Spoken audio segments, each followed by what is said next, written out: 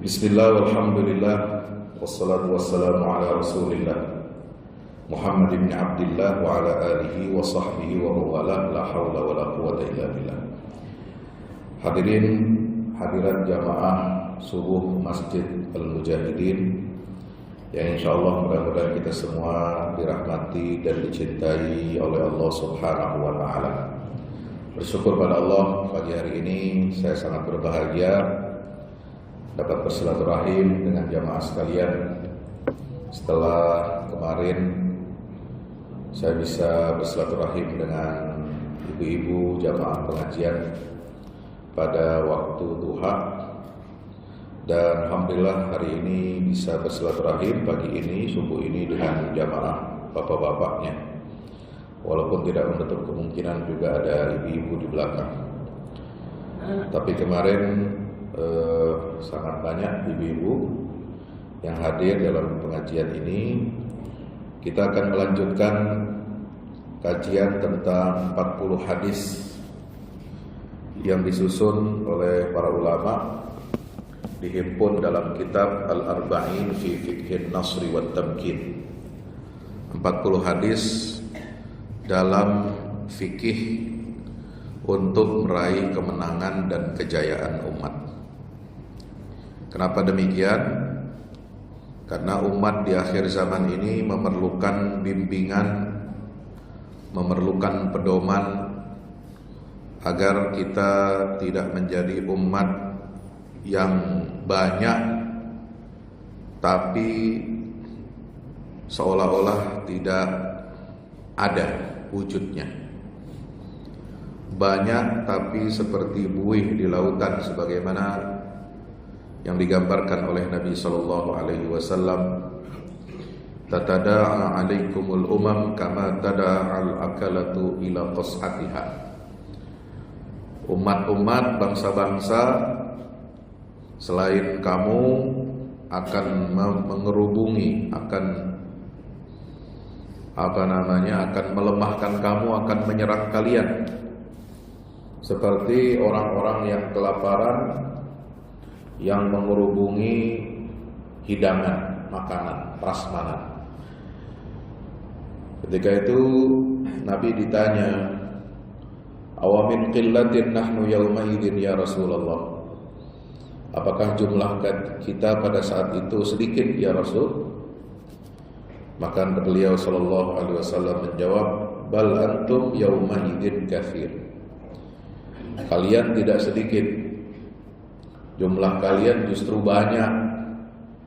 Walakinnakum ghutha, tapi kalian itu seperti buih. Seperti apa itu?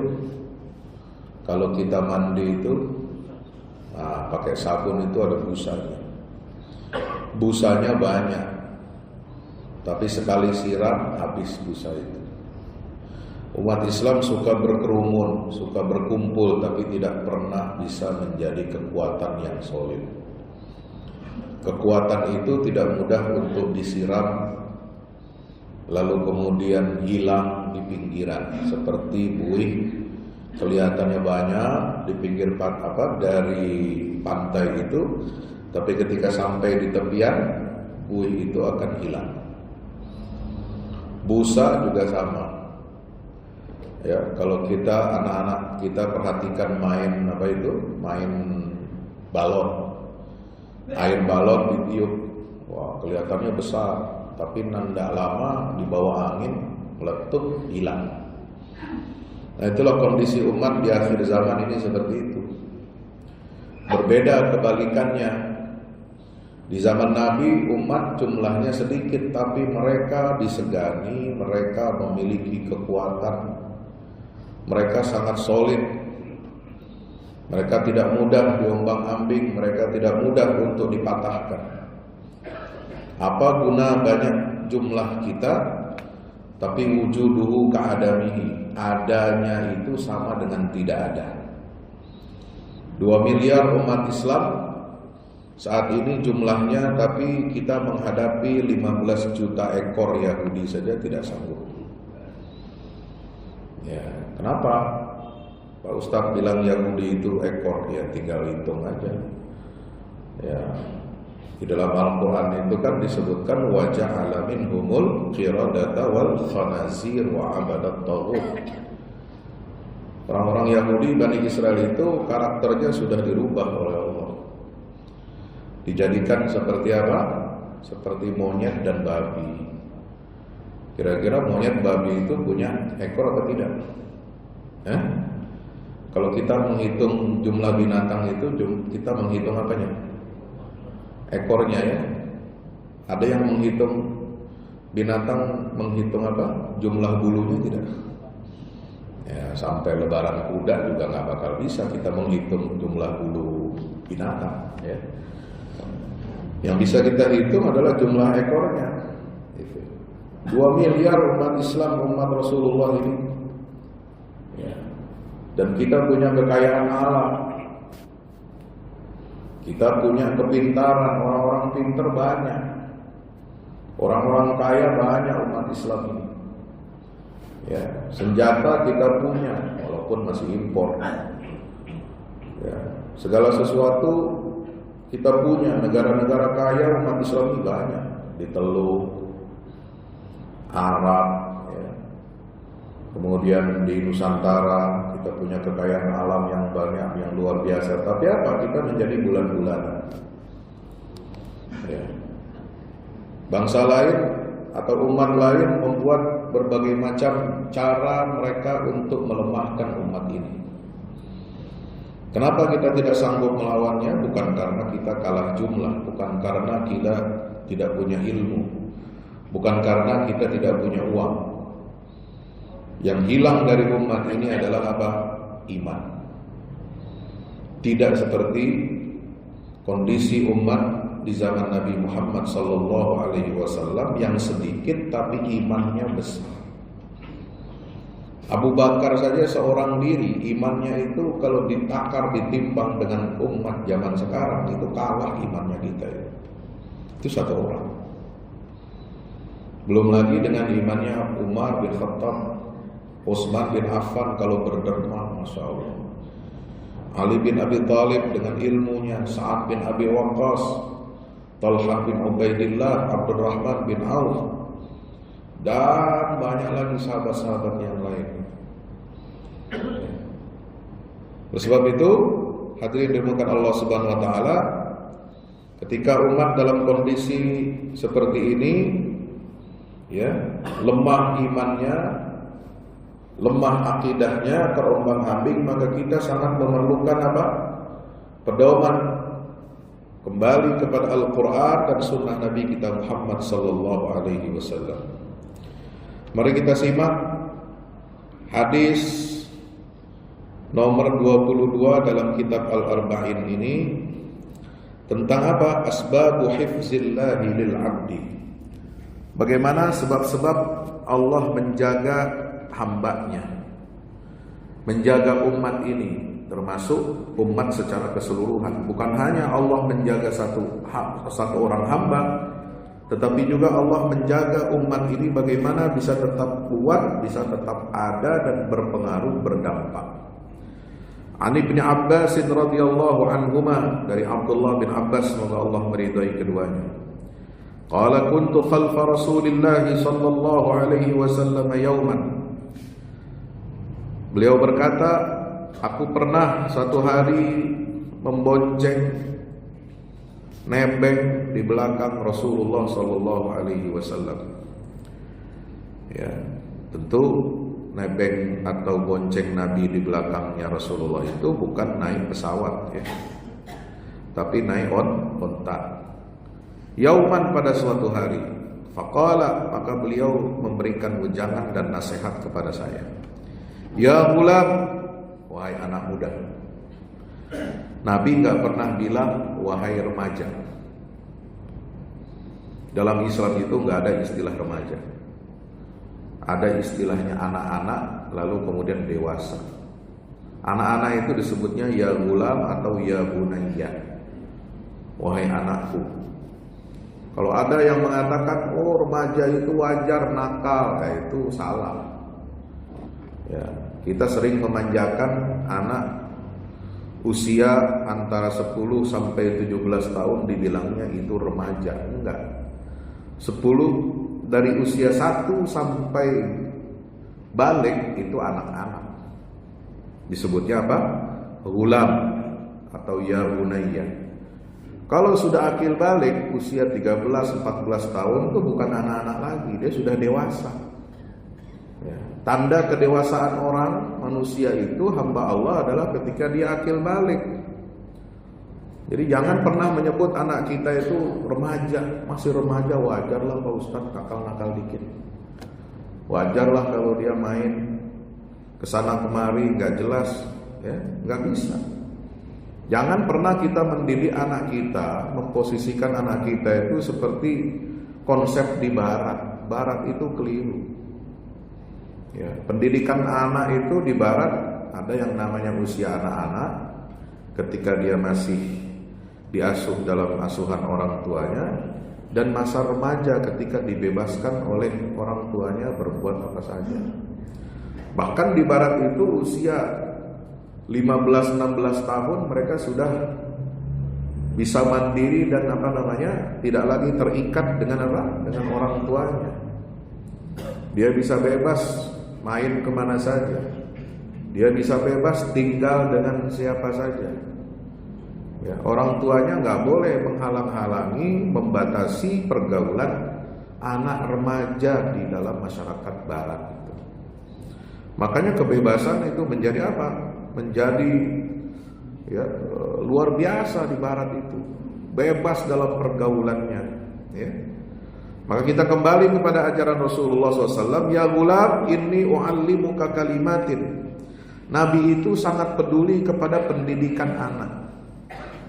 Masa pertumbuhan anak itu sangat diperhatikan oleh Rasulullah.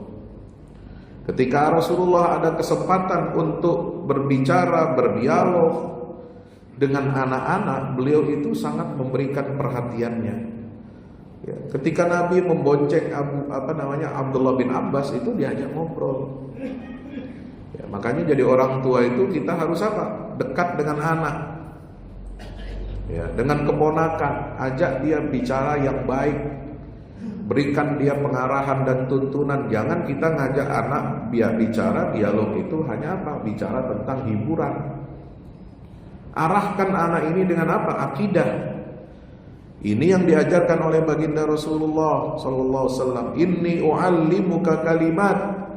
Wahai anakku, ya, wahai pemuda. Nah, ini sudah disebut pemuda, gulam. Sungguh aku akan mengajarkan kepadamu kalimat, kata-kata. Ingat ini, camkan ini kata-kata. Ihfazillah, jagalah Allah. Loh, kok manusia menjaga Allah? Nah, itu ya.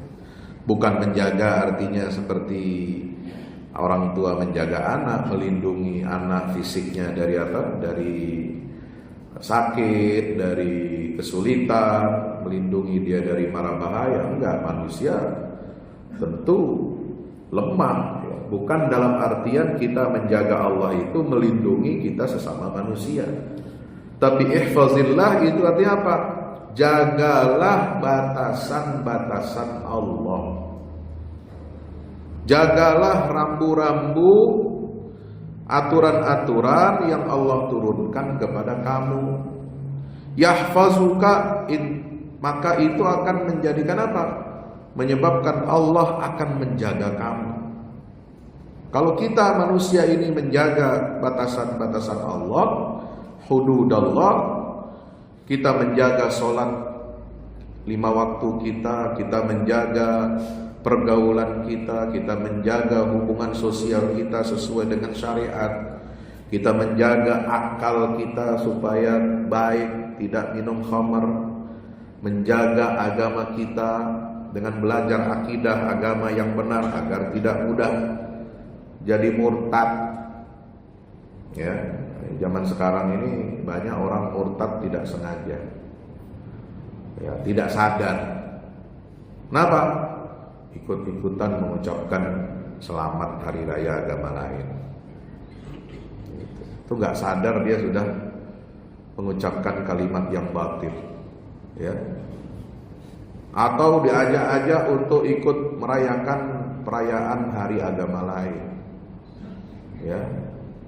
Bagaimana Pak Ustadz kalau pejabat diundang untuk memberikan sambutan? Ya silakan, boleh, tapi harus jaga aturan. Kalau dia sebagai abdi negara, dia aparatur negara, dia pemimpin masyarakat yang harus mengayomi seluruh rakyatnya, apapun agamanya, boleh dia datang dalam perayaan hari agama mereka, tetapi tidak boleh ikut dalam upacara ritualnya.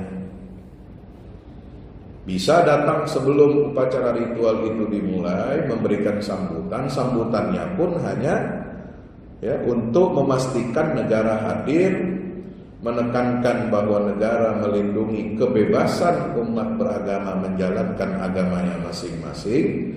Kita harus saling menghormati, toleransi, tapi jangan kita masuk ke dalam masalah keagamaan teologi orang, apalagi sampai membenarkannya.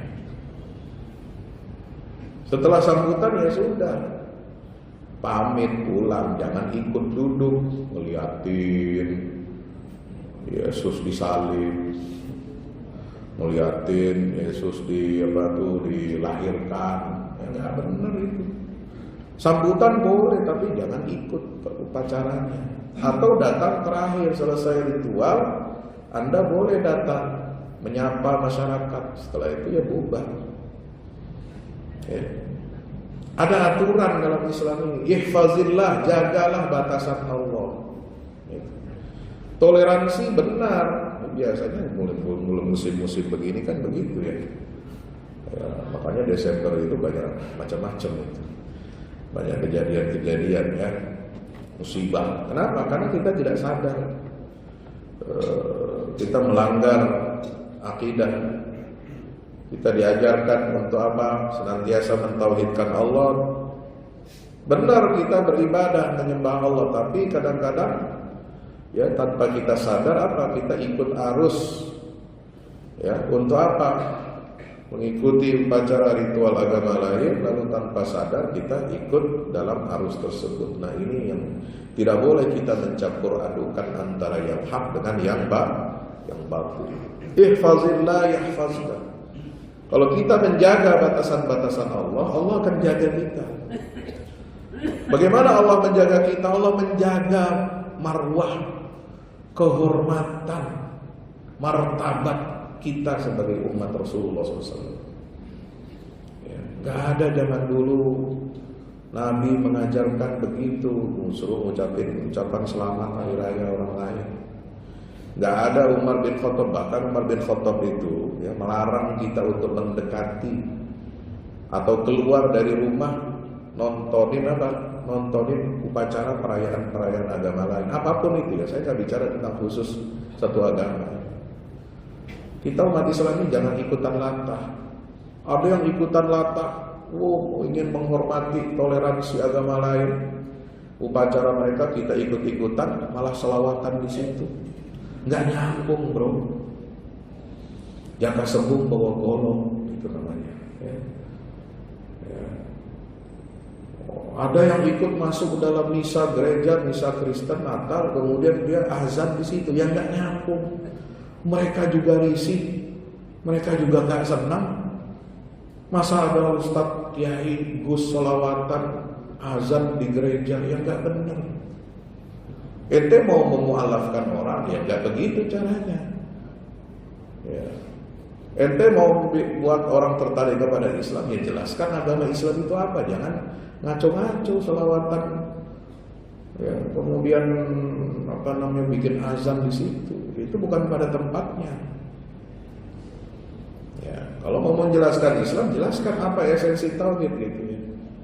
Jangan kita membuat mengarang-arang satu perbuatan yang tidak ada contohnya dari Rasulullah sallallahu alaihi wasallam. Ya, Allah akan jaga martabat umat ini. Allah akan jaga kedudukan kita. Ya, umat yang punya akidah, punya kelurusan dalam akidah dan ibadah, dia pasti akan dimuliakan oleh Allah. Wa anallahu alladhina amanu minkum wa amilus shalihat la yastakhlifannahum fil ardi kama istakhlafal ladina min qablihim wa la yumakkinanna lahum dinahum alladzi irtada lahum wa la yubaddilannahum min ba'di khawfihim amna ya'budunani la yusyrikuna bi syai'in. Itu janji Allah dalam surat An-Nur 55. Allah menjanjikan kepada siapa umat di antara kalian ini yang beriman dan beramal saleh, Allah akan jadikan mereka sebagai pemimpin di atas muka bumi. Dan Allah akan mentangkin, akan mengokohkan kedudukan agama mereka. Jadi agama ini mulia. Cara memuliakan agama itu bukan dengan cara menyosor-nyosorkan akidah. Ya, seolah-olah membuat ajaran agama kita ini toleran tapi ngaco. Bukan cara dengan merendahkan diri kita di hadapan orang kafir, tapi dengan memartabatkan, membuat kita ini punya izzah. Ya, caranya bagaimana? Wala yumakkinanna lahum dinahumul ladzi irtada lahum. Agama Allah yang dia diridhoi itu akan apa? Dikuatkan, dikokohkan olehnya. Dan Allah akan menggantikan rasa takut di antara umat ini dengan apa? Keamanan. Ya. Syaratnya apa? Kita mendapatkan tamkin, kita mendapatkan keamanan, kita mendapatkan kemuliaan. Ya'budunani la yusyrikuna bi syai'a. Mereka adalah hamba-hamba yang istiqamah, beribadah hanya kepadaku dan tidak menyekutukan aku dengan satu apapun. Insyaallah. Ihfazillah tajidhu tujahaka. Jagalah batasan Allah, niscaya pasti engkau akan mendapati Allah itu akan senantiasa menolong kamu. Idza sa'alta fas'alillah. Jika kamu meminta, maka mintalah kepada Allah, jangan minta ke yang lain. Atau campur-campur, minta kepada Allah, minta juga kepada makhluk. Enggak boleh. Sekarang ini banyak talbis, ya, mengaburkan akidah, pengaburan ajaran agama, ya, campur-campur dengan budaya. Akhirnya apa? Banyak musibah terjadi. Ya, kalau sedekah itu ya sedekah kepada makhluk. Kasih makan fakir miskin, itu sedekah namanya, bukan sedekah bumi. Ngasih makan ke laut, ya, buat apa? Ya, sesajen ngasih makan jin, ya. Jin punya cara sendiri, dia cari makan sendiri. Ngapain kita kasih makan dia? Gitu kan. Ngasih makan setan, setan udah banyak makanannya, nggak usah kita kasih. Alasannya sedekah. Lah manusia ini diajarkan oleh Rasulullah, sedekah itu jelas ada sasarannya sesama manusia. Orang masih banyak yang miskin, bani masa yang kelaparan, masih banyak yang yatim piatu, janda, gak punya apa-apa. Ya, itu yang harus kamu bantu. Sedekah namanya itu. Bukan sedekah kepada makhluk halus. Tidak ada sedekah itu, talbis namanya itu. Ya. Memberikan, menyerahkan sesuatu dengan harapan apa? Kita dibantu oleh makhluk itu. Itu nggak benar. Nauzubillah min zalik. Kalau minta kepada Allah, jangan minta kepada makhluk. Bergantunglah kepada Allah, jangan bergantung kepada makhluk. Kita ini manusia ini makhluk yang paling mulia lah. Kok kita minta ke batu, minta ke gunung, minta ke pohon apa? Pohon besar. Lah, pohon aja mengharap rizkinya dari Allah. Ya, hutan mengharap rizkinya dari Allah. Semua makhluk mengharap rizkinya dari Allah. Lah kok kita minta sama mereka? Itu enggak masuk akal. Ya, posisi manusianya apa? Walaqad karramna bani Adam wa hamalnahum fil barri wal bahr. Kita ini dimuliakan, ditinggikan di atas semua makhluk manusia ini. Jangan kita merendahkan diri kita manusia ini jatuh di hadapan makhluk Allah Subhanahu wa ta'ala. Wa idza sta'anta, kalau kamu minta pertolongan, fasta'in billah, maka mintalah pertolongan itu hanya kepada Allah. Ini cara Nabi mengajarkan tauhid itu kepada anak-anak. Kalau anak sudah dididik tauhid begitu kuat seperti Nabi SAW mendidik anak-anak di zaman itu, para pemuda di zaman itu, wah hebat anak-anak kita ini. Ya, anak-anak kita ini tidak akan terombang-ambing menghadapi pergeseran nilai, perubahan nilai, ya. Kemudian berbagai macam ideologi yang berkembang di tengah-tengah kehidupan sosial, itu nggak akan berubah.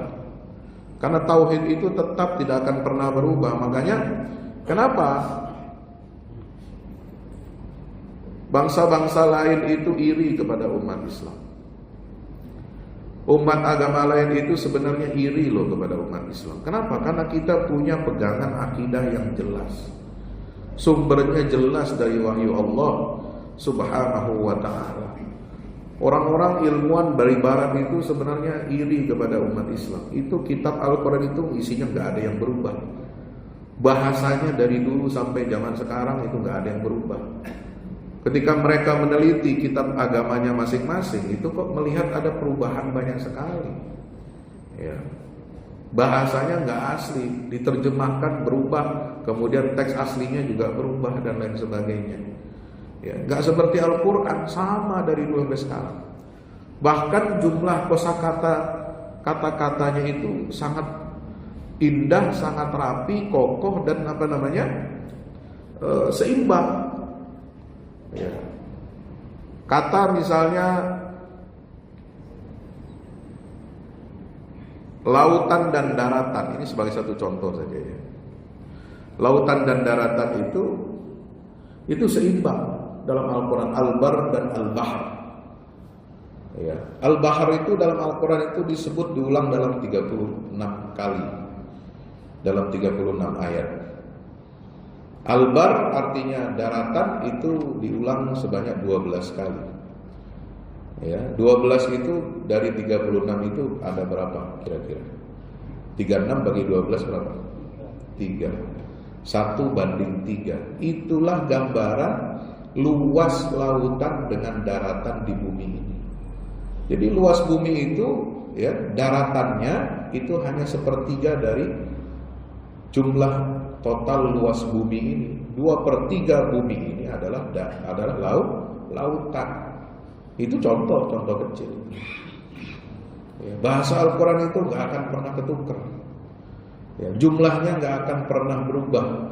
Keseimbangannya itu yang luar biasa. Maka orang-orang itu iri kepada kita. Nah, caranya mereka iri kepada kita ya caranya mereka ingin menyesatkan kita dari Al-Quran, ingin mengeluarkan kita dari Islam. Wala yazaluna yuqatilunakum hatta yaruddukum an dinikum. Ini sebab mereka selalu memerangi kalian supaya apa? Supaya mereka itu bisa memurtadkan kamu dari agama Islam.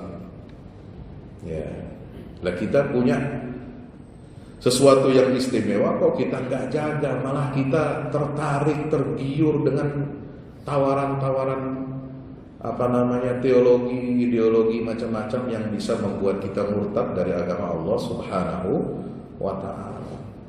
Ya, kita nggak boleh lari ataupun bergeser dari akidah yang sudah ditetapkan ya di dalam Al-Quran dan Sunnah Nabi kita Muhammad Sallallahu Alaihi Wasallam. Wa'lam annal ummah. Nah, kadang-kadang kita ini silau atas nama budaya, atas nama menjaga warisan budaya, maka kita ya tetap kita pertahankan, terus kita campurlah, kita isi dengan kira-kira dengan ya diasimilasi dengan Islam misalnya. Seperti praktek dulu ada ya menghidupkan tradisi syirik zaman dulu nenek moyang, terus kita kasih isi warna Islam, itu juga nggak benar. Kemarin itu dulu pernah kejadian itu di Palu, itu sampai ada bencana gempa kemudian likuifaksi, itu nggak benar. Nah, kemarin ada lagi banjir bandang yang di mana di Tegal, itu daerah wisata, dibikin acara ritual syirik tapi dicampur dengan selawatan dan takbir ya, nggak jelas. Seolah-olah kita ini minder, ya, kita ini nggak percaya diri dengan tauhid kita kepada Allah Azza wa Jalla. Mintalah kepada Allah, ya, jangan melakukan hal-hal yang bertentangan dengan apa yang sudah digariskan oleh Allah Subhanahu wa Ta'ala. Masih minder kita ini, seolah-olah ajaran nggak jelas, antah berantah nenek moyang dahulu, seolah-olah lebih baik dan lebih sempurna dari Islam. Ini bahaya, ya. Kita sudah dikasih ajaran dan aturan yang jelas, ajaran yang sangat istimewa, sangat tinggi kedudukannya, ya, di mata Allah Azza wa Jalla, dan Allah hanya ingin disembah dengan cara seperti yang Dia wahyukan kepada Nabi Muhammad SAW. Allah nggak mau disembah dengan cara yang macam-macam, nggak neko-neko beribadah kepada Allah itu, ya. Allah hanya ingin disembah dengan cara sebagaimana yang Dia inginkan dan Dia atur, sebagaimana yang diatur dalam syariat Islam yang diwahyukan kepada Nabi kita Muhammad sallallahu alaihi wasallam. Jangan kita bikin cara-cara menyembah Allah dengan dicampur-campur dengan yang lain-lain. Wa'lam annal ummata law ijtama'at ala ayyan fa'uka bi syai'in. Ketahuilah wahai anakku, sungguhnya umat ini sekiranya mereka berkumpul untuk apa? Bersatu memberikan kamu kemanfaatan, lam yanfa'uka illa bi syai'in. Mereka tidak akan bisa memberikan kamu manfaat sedikit pun. Qad katabahallahu, qad katabahallahu lak. Ya. Karena apa? Allah telah menetapkan sesuatu itu ada untuk kamu. Ya. Sebab apa? Manfaat itu semua datang dari Allah. Kalau Allah menyatakan itu tidak akan kena kepada kamu, ya, orang bersepakat untuk apa? Untuk mendukung, untuk memberikan support, untuk memberikan keuntungan buat kita. Kalau Allah tidak tetapkan itu nggak akan sampai kepada kita. Ya. Sebaliknya, walau ijtama'u ala ayyadurruka bi syai'in lam yadurruka illa bi syai'in qad katabahu Allahu lak. Sekiranya mereka umat itu berkumpul bersatu untuk membuat kamu bahaya, itu tidak akan membahayakan kamu. Kenapa? Karena kalau Allah sudah tetapkan, Allah jaga kamu, ya, bahaya sebanyak apapun, ya, yang direncanakan oleh orang lain untuk membahayakan kita, itu nggak bakal sampai kepada kita. Ya. Kenikmatan apapun yang sudah manusia ini siapkan untuk kita, tapi Allah menyatakan tidak akan sampai kepada kita. Makanya wirid setelah sholat itu apa salah satunya? Allahumma la mani'a illa ma'ataita, wa la radda illa ma qadaita, wa la yanfa'u dzal jaddi minkal jadd. Ya Allah, tidak ada yang dapat mencegah, la mani'a minka, tidak ada yang dapat mencegah rizki yang datang darimu atau musibah yang datang darimu. La mani'a minka illa ya kan? Wala radda lima qadaita, tidak ada yang bisa menolak apa yang sudah engkau tetapkan untuk kamu. Wala yanfa'u dzal jaddi minkal jadd, tidak ada yang dapat kesungguhan kita, ya, untuk apa? Melindungi diri kita atau memberikan manfaat buat orang lain, itu tidak akan berpengaruh. Wala yanfa'u dzal jaddi minkal jadd. Ya, kalau Allah sudah menetapkan sesuatu, ya, itu pasti kena kepada kita, walaupun orang ingin mencegahnya. Nah, akidah seperti inilah yang ditanamkan oleh Rasul SAW. Sehingga apa? Dakwah ini Rasulullah menjalankan, menyebarkan dakwah ini dengan percaya diri. Walaupun diancam, walaupun mau dibunuh, ya, walaupun mau dipenjara, ditangkap, Nabi itu ketika hijrah, coba bayangkan, ya, dikejar-kejar, ya, perjalanannya sulit, kemudian sampai bersembunyi di dalam gua. Ya, kira-kira kalau Nabi ingin hijrah itu dengan cara yang mudah, bisa tidak? Ya, minta saja kepada Allah ditemani Jibril, selesai itu.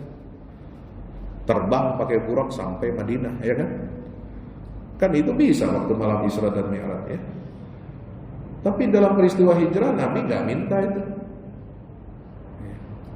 Malah beliau lakukan persiapan intelijen, persiapan logistik, persiapan strategi, ditemani Abu Bakar, ada penunjuk jalannya orang musyrik, disewa, dibayar sama Nabi itu.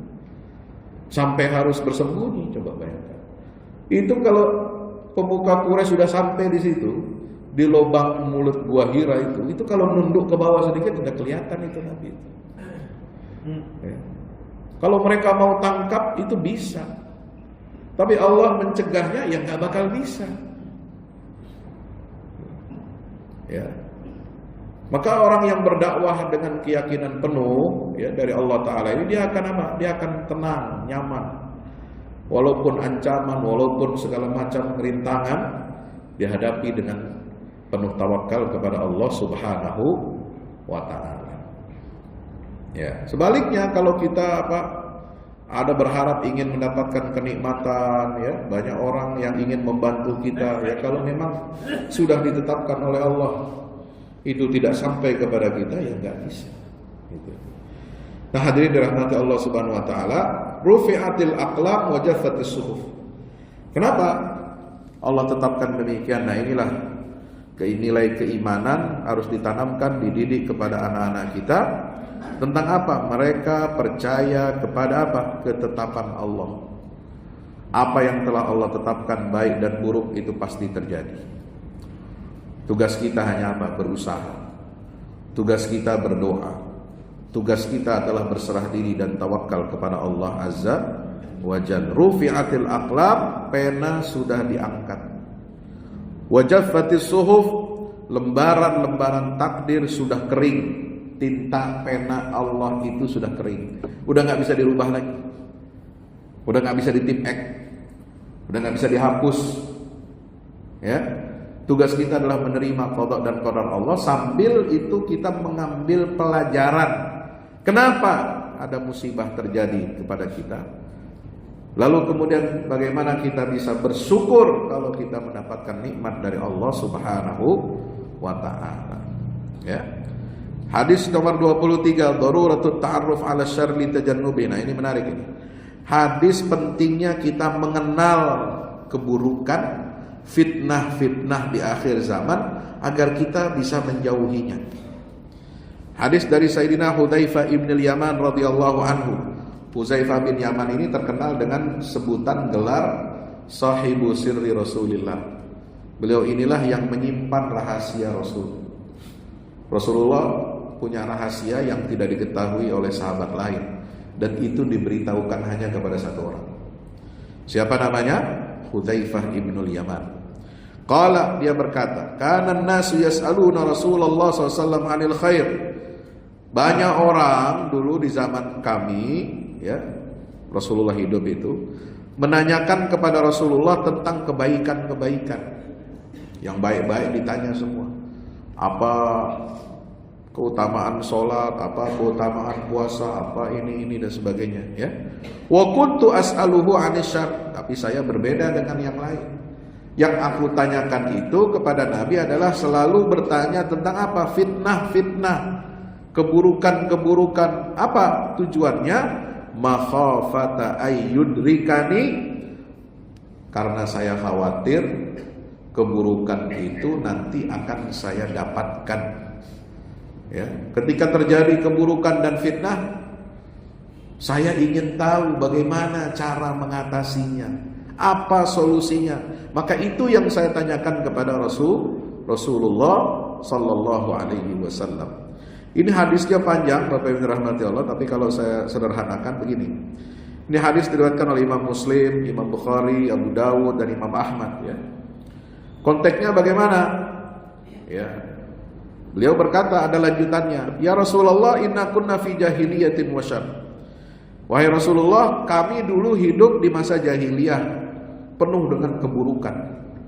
Faja'anallahu bihadzal khair, kemudian Allah memberikan kami kebaikan berupa agama Islam ini. Jadi dulu kita jahiliyah, kemudian oleh Allah kita diberi nikmat Islamnya sudah. Tinggalkan yang jahiliyah itu, jangan kita menoleh lagi kepada masa jahiliyah. Kita sudah dapat kebaikan dari Allah ini. Ya. Fahal ba'da hadzal khairi syarrun? Apakah ada setelah kebaikan itu ada keburukan, kejahatan? Qala na'am. Ada. Qultu hal ba'da dzalika syarri min khair?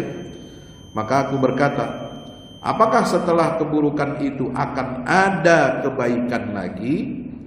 Jadi setelah adanya Islam ini, Nabi tidak menjamin bahwa setelah Islam diturunkan kepada kita, disyariatkan kepada kita, lalu semuanya baik-baik saja. Akan ada keburukan, akan ada kejahatan dan fitnah, walaupun setelah datangnya Islam. Ya contoh tadi, kita masih terombang-ambing, udah dikasih tauhid, pengen cari yang lain, atau mau campur-campur dengan yang lain kan? Nah, setelah itu ada keburukan, iya kata Nabi ada. Setelah ada keburukan itu apa ada kebaikan lagi? Qala na'am, jawab Nabi, ya ada. Wa fihi dakhanun, walaupun sudah ada kebaikan setelah keburukan itu, tetap ada apa? Ada nodanya, ada kotorannya.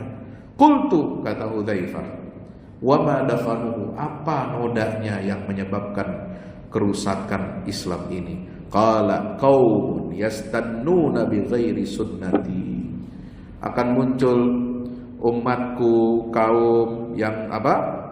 Mereka mengamalkan Islam tidak dengan sunnah yang aku contohkan. Wa yahduna bi ghairi hadi, dan mereka mengambil petunjuk tidak dari petunjuk saya. Ta'rifu minhum wa tunkir, kau akan mengenali siapa di antara mereka dan akan mengingkarinya. Faqultu hal ba'da dzalikal khairi min syarr? Apakah setelah kebaikan itu akan ada lagi keburukan atau fitnah? Qala na'am. Jawab Nabi, ya. Bagaimana dan apa bentuk kejahatan setelah kebaikan yang bercampur dengan keburukan itu? Du'atun ala abwabi jahannam. Akan muncul nanti para penyeru, dai-dai yang menyeru kepada pintu-pintu neraka jahanam. Man ajabahum ilaiha qadhafu fiha, siapa yang menjawab, mengikuti seruan mereka itu, maka pendakwah-pendakwah itu akan menjerumuskan mereka ke dalam jahannam. Fakultu, aku berkata, kata Hudzaifah, ya Rasulullah sifhum lana, wahai Rasulullah, gambarkan kepada kami ciri-ciri mereka itu seperti apa. Qala na'am, Nabi menjawab, ya. Mereka itu bagaimana? Qaumun min jildatina, mereka itu kaum ya kulitnya sama dengan kita, dari bangsa kita. Wa yatakallamuna bi alsinatina, berbicara dengan lisan-lisan kita. Berbicara dengan lisan ini maksudnya apa? Ya berbicara juga pakai dalil. Orang menyesatkan umat, ya itu sekarang juga dibungkus, dihiasi dengan dalil-dalil agama.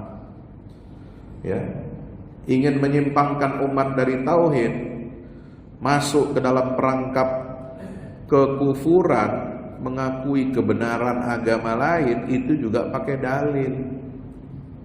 Gak sembarangan orang zaman sekarang. Pinter-pinter, profesor, doktor, S1, S2, S3, S mambo, ya. Itu kalau ngomong untuk meyakinkan umat, menyesatkan umat, ya pakai dalil juga. Bukan cuma pakai dalil akli, rasional, logika, bahkan dicari-cari itu dalil dari Qur'annya, dicari-cari dalil dari hadisnya, walaupun gak nyambung, seperti jaga sembung, ya. Itu dicari-cari dalilnya. Supaya apa? Umat ini yakin, percaya, oh ini ternyata Quran itu mengajarkanlah. Salah. Di antaranya orang disesatkan dengan ajaran pluralisme agama, menyamakan semua agama dan menyatakan semua agama itu benar. Ambil comot dalil Al-Baqarah 62. Diambil lagi comot dalil Al-Hajj ayat 69. Nah, hafal saya itu. Kenapa? Ya karena mereka suka mengambil ayat itu, menulis dalam tulisan-tulisan mereka. Ya, innal ladzina amanu wal ladzina hadu was-sabiina wan nasara wal majus apa namanya?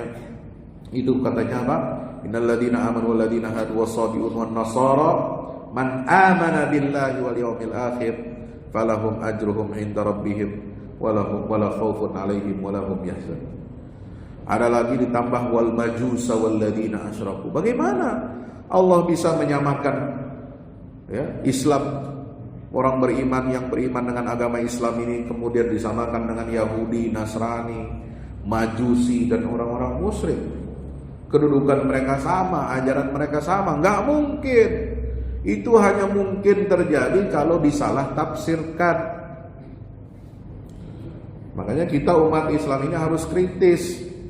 Jangan karena ada orang sesat nyomot dalil dari Quran dan hadis langsung kita percaya. Bahaya saudara.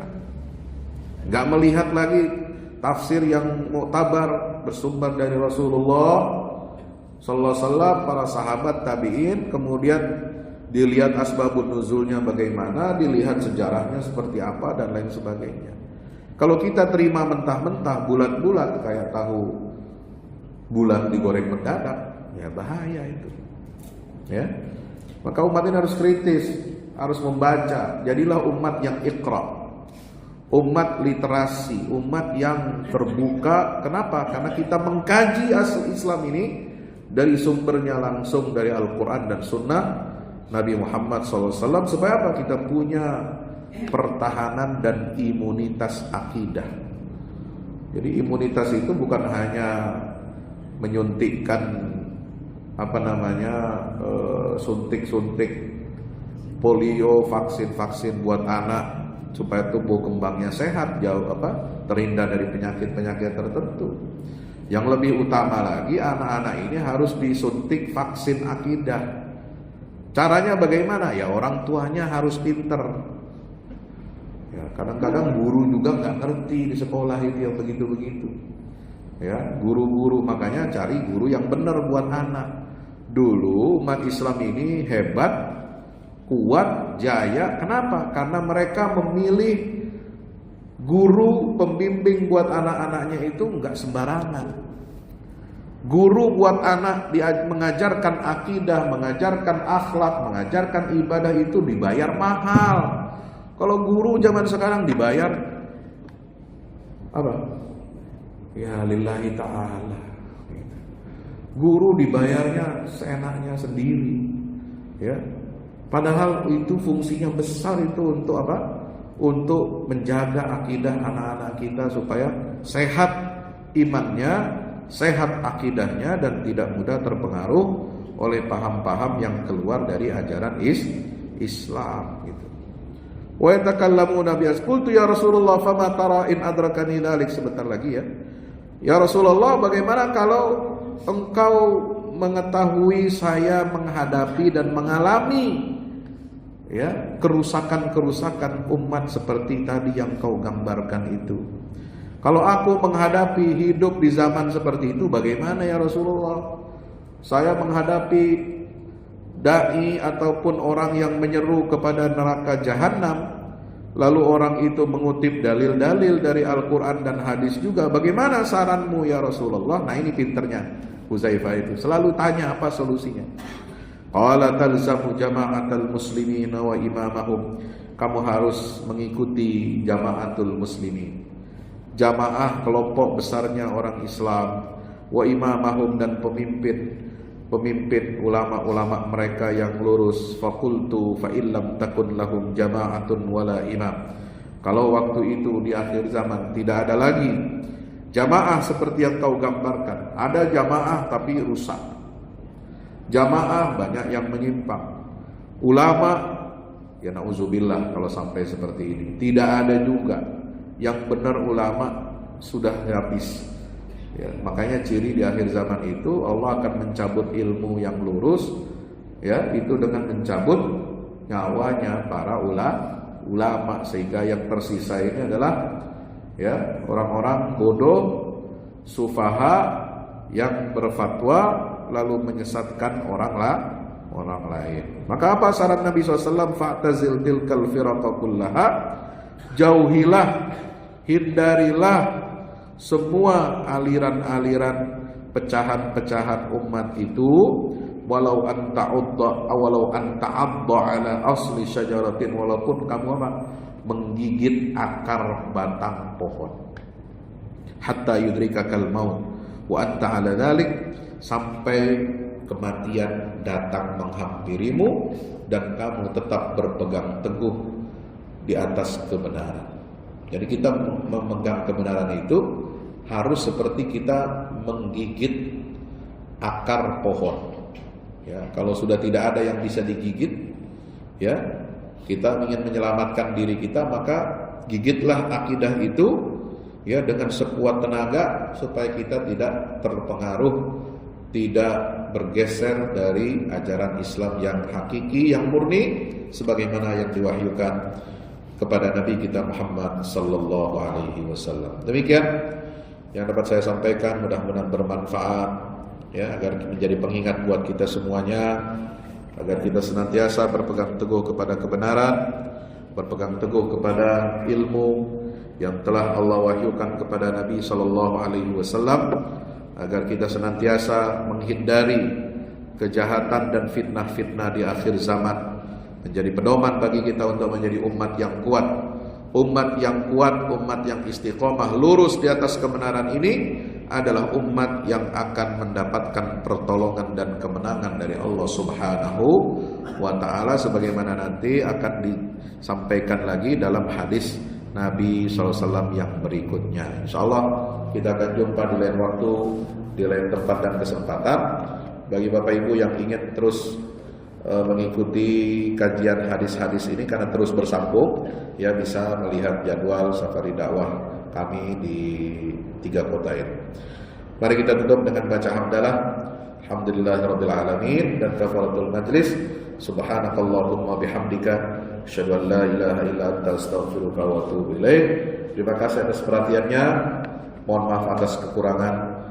Nasrul minallah fathun qarib wa basyiril mu'minin. Wassalamualaikum warahmatullahi wabarakatuh.